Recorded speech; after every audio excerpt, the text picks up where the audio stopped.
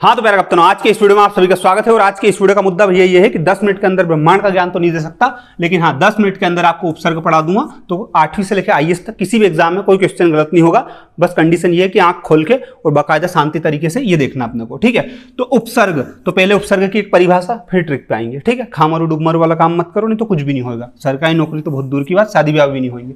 तो उपसर्ग की एक बहुत ही शानदार परिभाषा, जो 8वीं से लेकर IAS तक कोई भी माइकल लाल गलत बता दे तो वहीं जान से मार देना, बस जेल तुम ही जाना, मेरे को मत भेजना। जो शब्दांश शब्दों के आदि में जुड़कर अपने अर्थ में कुछ विशेषता लाता है।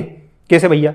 अब यहां लिखा आदि, कोई सा भी शब्दांश शब्द के, ये शब्दांश है, ये शब्द के आगे जुड़ के उसके अर्थ में परिवर्तन लाता है, तो वो क्या हो जाता है? वो कहलाता है उपसर्ग, ठीक है। देखा जाए तो अब ये है, ठीक है। यहां पे आओ अति, और यहां पे लिखा रिक्त, ठीक है।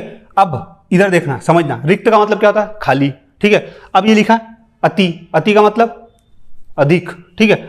अब ये जो है ये उपसर्ग है और ये शब्द है। अब इन शब्दों के आगे क्या जुड़ा है? उपसर्ग जुड़ा है। तो रिक्त के आगे क्या जुड़ गया? अति, तो ये क्या होगा? अतिरिक्त हो गया।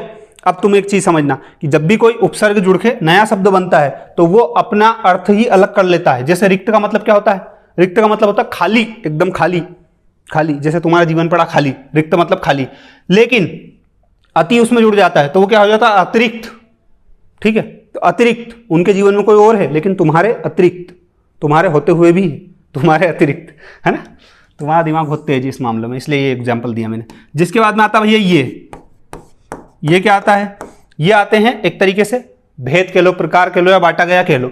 कोई ऑथेंटिक नहीं है, कोई नहीं पूछेगा कि प्रत्येक उपसर्ग को कितने भागों में बांटा है, ना बताना अपने को। कोई पूछे कनपट्टे मार देना, भले कोई जरूरत नहीं बताने की। क्यों? क्योंकि ये सिर्फ अध्ययन के लिए बांटा गया है, ठीक है। और कहने को ये रहता भैया कि संस्कृत के उपसर्ग 23 हैं, हिंदी के उपसर्ग 13 हैं और उर्दू के उपसर्ग 19 हैं। ये कहने की बात है, लेकिन ऐसा जरूरी नहीं है, उनसे ज्यादा भी हो सकते हैं। मैं अभी खड़े खड़े निकाल सकता हूं ये संस्कृत के उपसर्ग 13 से ज्यादा, ठीक है। लेकिन कई मतलब किसी की बेइज्जती करने से अपने को क्या करना? अपने पास होना। एग्जाम के एक दिन पहले वीडियो देख रहे, दाई जी बड़ा एहसान कर रहे, तो ट्रिक देख लो, ठीक है।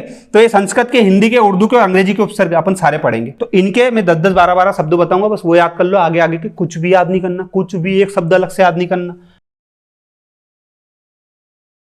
पड़े कर लेना। मेरे बाप को क्या जा रही है भैया, जो तुमको चाहिए। ऐसे दिल पे मत लिया करो, रे मेरी बात है, नहीं तो कहीं का हटे को मर जाएगा उन भैया हमको तो ऐसी कह दी। इधर आओ, सुनो, तुमको 4-5 पेज जैसी स्लाइड मिलेगी, उसमें कुछ भी ध्यान नहीं करना है। तुमको सिर्फ मछली की आंख देखना है, बिल्कुल। कहाँ देखना? यहाँ, ये आगे का जो डब्बा बताऊँ ना, बस ये डब्बा देखना है तुमको, और कुछ भी नहीं देखना है। बाकी चीज मैं समझाने के लिए बताऊंगा। देखो, कोई सा भी शब्द जिसमें शुरू में आगे तुमको अति, अधि, अनु, अप, अभि, औ, आ, अत, अप, अत, दूर और दुस, इनमें से कोई भी देखने को मिले तो वो क्या है? वो उपसर्ग है। बस इतना याद रख लेना, ठीक है। अब जैसे यहां लिखा अभिमुख, ठीक है। मुख, मुख के आगे क्या जुड़ा? अभी जुड़ा। तो अब मैं पूछूं आपसे कि अभिमुख में कौन सा उपसर्ग है, तो आप फट से पहली फुर्सत में बता दो, अरे यार भैया तुमको ये नहीं मालूम। अभी, अभी क्या है? एक उपसर्ग है, ठीक है। अब जैसे मैं तुमसे बोल दूं कि अपयश, अपयश में कौन सा उपसर्ग है, तुम फट से बता दोगे। अपयश में अप क्या है? आप एक उपसर्ग है, ये लिखा आप, और आपका मतलब पूछे तो बुरा या हीन, ठीक है। तो कुल मिला के याद करना अपने को, ये आगे का डब्बा है। और करना चाहो नहीं भैया, थोड़ा और कर लेंगे। इन डब्बे का मतलब याद कर लेना, हर का मतलब लिखा। औ का मतलब होता है हीन या नीचा, जैसे आ का मतलब तक या समेत होता है, अधि का मतलब ऊपर या श्रेष्ठ होता है। लेकिन याद करने की कोई आवश्यकता नहीं है, सीधी बात बोलो। बहुत एडवांस क्वेश्चन आएगा तो तुमसे पूछेंगे कि औ का मतलब बताओ, नीचा होता है, हीन होता है, क्या होता है, तो पूछेंगे।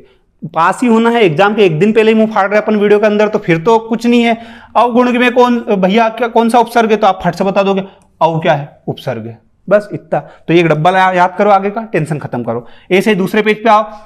दुस, निर, निस, नी, परा, परी, प्र, परा, परी, पापा की परी और परा मम्मी का परा, ठीक है। प्रा, प्रति, वी, सम और सु, ऐसा। अब एक एग्जांपल दे दूं नहीं तो भैया तुम तो ऐसे भाग रहे, सूझी नहीं पड़ रहे हमको। तो जैसे इधर आओ, शांति से सांस लो।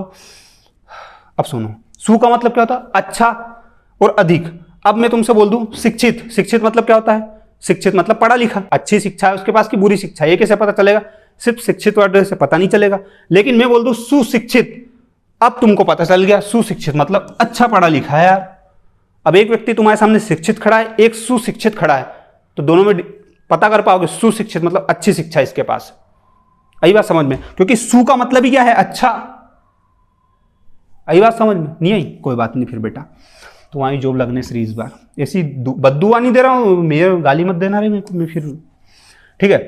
जिसके बाद में भैया कोई सा भी शब्द जिसमें आ, अन, का, कु, दू, नी, ओ, औ, भर, सु, सा, अद, अन, पर, नी, बिन ये दिखे तो ये हिंदी का उपसर्ग है। ठीक है, अब तुमको ये याद नहीं करना कि हिंदी का है कि संस्कृत का है कि फारसी का है कि उर्दू का है, बस ये याद रखना कि शब्द के आगे इनमें से कुछ भी दिखा फट से क्या लगाना है, उपसर्ग।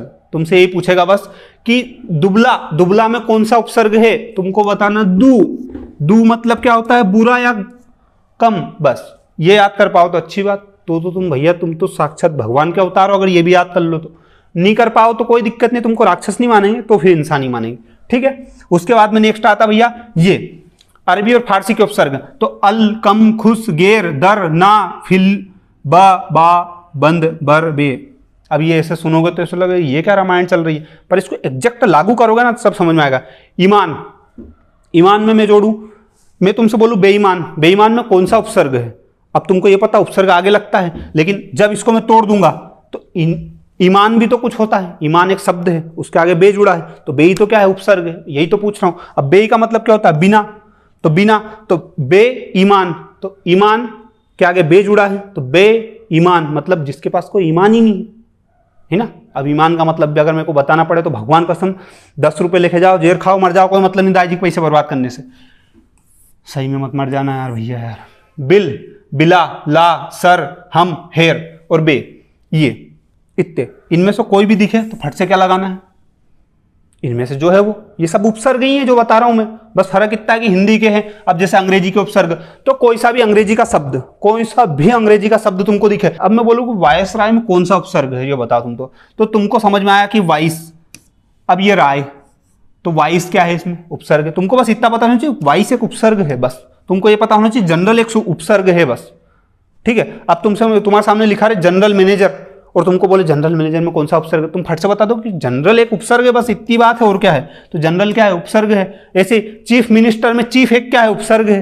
ऐसे हेड मास्टर, तो मास्टर, मास्टर मतलब मैं मतलब मैं तो टीचर, मतलब हाँ यार मास्टर ही तो हूँ, टीचर, तो मैं एक मास्टर हूँ जैसे। ठीक है, अब मेरे नीचे मान लो 10 लोग काम कर रहे हैं, तो मैं क्या हो गया, हेड मास्टर हो गया। ठीक है, अब मैं इसमें बोलूँ कि मास्टर को अलग कर दूं तो क्या बच्चा, हेड। तो हेड क्या है, हेड ही तो उपसर्ग है ये, और हेड का मतलब क्या था, मुख्य।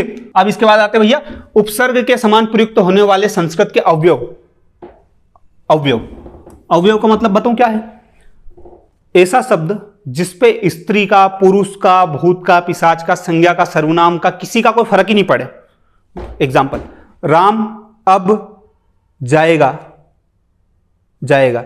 रमा अब जाएगी, तो जाएगा से जाएगी की हो गया वो। ठीक है, तो जाएगा जाएगी पे फर्क पड़ा कि जब स्त्रीलिंग यूज हुआ तो जाएगी हो गया, और जब पुल्लिंग था तो जाएगा हो गया। लेकिन मैंने वहां पे बीच में एक चीज और बोली कि राम अब जाएगा, रमा अब जाएगी। अब वो जो अब है उसका तो स्त्रीलिंग, पुल्लिंग, स्थान विशेष किसी से कोई फर्क ही नहीं पड़ रहा, उसको डर ही नहीं लग रहा किसी से। अब हमेशा अभी रहेगा, अब हमेशा अभी रहेगा, चाहे स्त्री का नाम बोलो, पुरुष का बोलो, संज्ञा बोलो, सर्वनाम बोलो। तो ऐसे शब्द जो फिक्स हैं, जिसपे किसी का कोई फर्क ही नहीं पड़े, तुम्हारे जैसा ढीठ उन्ने हम मोबाइल चलाएंगे भले गला घोड़ दो, ऐसे व्यक्ति, वो सब क्या है, वो अवयव है। तो कुल मिला के अपन सब क्या है, अवयव है। ठीक है, ऐसा दिल पे मत लेना रही। हाँ, तो अवयव क्लियर। अब देखो अवयव ऐसे कौन कौन से शब्द जो अवयव है, तो देखो अध, अत, आ, चिर, पुनर, बहिर, सत, पुर, पूर्णिपुरा, सम और सह, ये सब क्या है, अवयव है। ये स्त्री वाले के आगे जुड़े, पुल्लिंग के आगे जुड़े, किसी स्थान के आगे जुड़े, कोई फर्क नहीं पड़ता, ये ऐसे ही रहेंगे, ऐसे ही रहेंगे, बस ये थे अवयव। तो ये प्रयोग होते हैं।